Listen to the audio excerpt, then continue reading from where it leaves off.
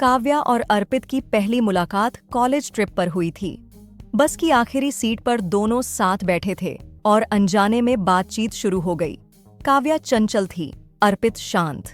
वो जिंदा दिली थी, वो गहराई। उनकी बातों में धीरे धीरे अपनापन घुलने लगा।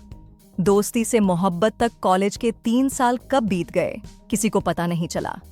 अर्पित ने कई बार इशारे किए, लेकिन काव्या कभी साफ कुछ नहीं कहती थी।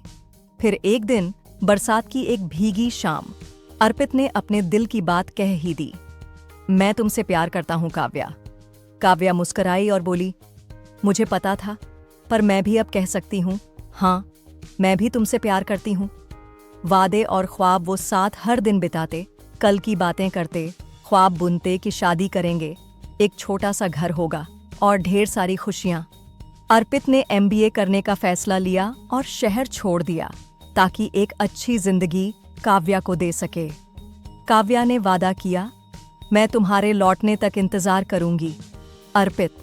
बदलते पल और लोग। जैसे जैसे अर्पित अपनी मंजिल की तरफ बढ़ रहा था, काव्या की दुनिया बदलने लगी।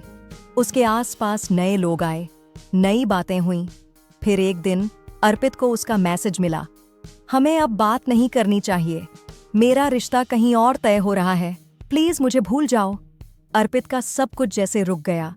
ये मोहब्बत के हादसे अक्सर दिलों को तोड़ देते हैं। आप मंजिल की बात करते हो, लोग राहों में छोड़ देते हैं। टूटना और संभलना अर्पित ने लाख कोशिश की, पर वो बात नहीं कर सकी। एक दिन किसी जानने वाले से पता चला, काव्या की शादी एक अमीर बिजनेसमैन से हो रही थी।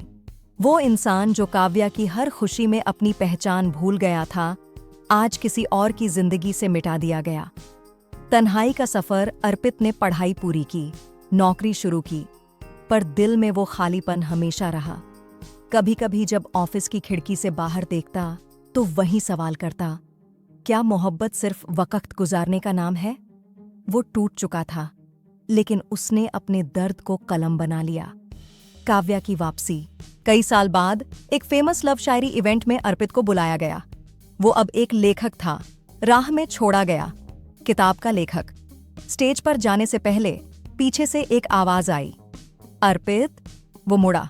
काव्या। उसकी आंखों में पछतावा था।